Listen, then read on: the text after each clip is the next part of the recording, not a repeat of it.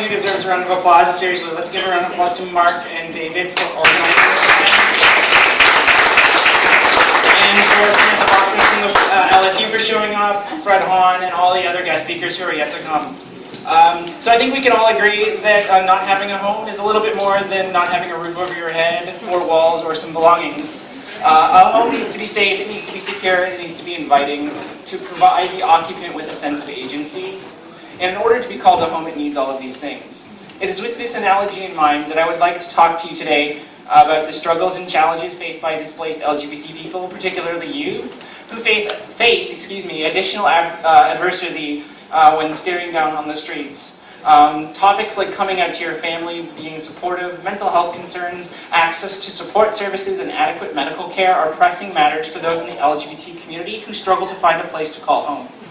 It has been estimated by the CVC in 2004 that between 20% and 40% of homeless youths either identify as non-straight or as part of the LGBTQ2SA spectrum. It is clear, regardless of the method of metric collection, that the LGBT youth are overrepresented in the displaced population. While we can't get definitive numbers, there may be a few reasons. From social institutions whom are not equipped to handle their needs, to the unique challenges faced when exploring or accepting one's sexual orientation or gender identity in terms of family interaction. We cannot discount or further marginalize these experiences. It's time to start talking. Putting the spotlight on these issues can bring attention to them in the short term, but only after identifying areas can we begin to improve and actually start implementing programs and initiatives to have wide-scale societal change and more acceptance for LGBT youth in the future. Hopefully, 2 or 3 generations from now, not as many youths will face additional barriers simply for being themselves.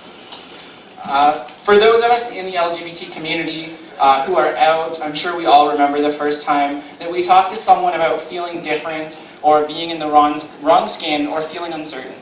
Despite the words that may have been chosen, the level of anxiety and fear of rejection surely rings true for those of us who have come out.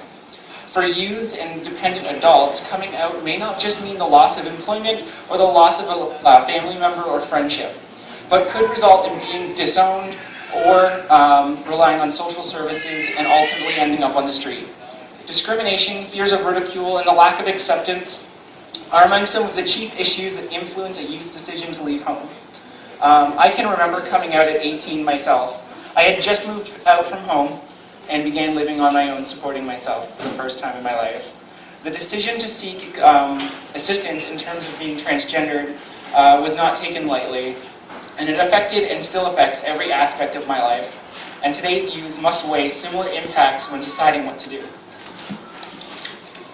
Being displaced doesn't increase visibility. I think we can all agree that in some cases, governments, businesses, and others have thought it best to sweep the issue under the rug.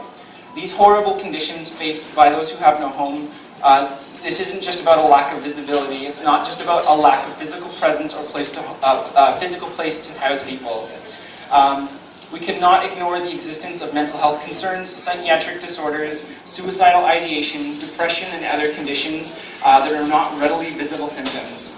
In one study, queer-identified females' rate of diagnosis for a mental disorder eclipsed a similar heterosexual population. In fact, more than double, 66% when compared to 22. By similar margins, queer youths are more likely to perceive themselves as mentally ill when compared to heterosexual counterparts. More must be done to ensure the services are trained, readily available, and accessible to LGBT youth regarding income or housing situations. In fact, youths whom have found shelter through Out of the Cold programs or other housing projects may experience homophobia, transphobia, physical violence from those that they trust to provide these life-sustaining support services. Sometimes these homophobia or transphobic remarks are not overt but systemic.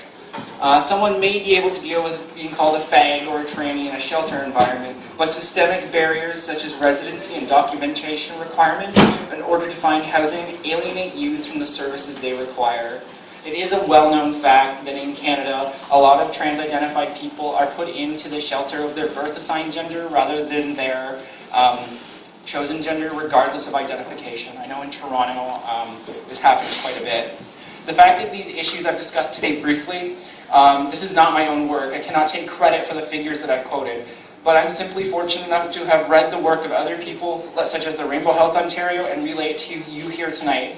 We need to work together to improve social services. It's not just an Ontario or city matter.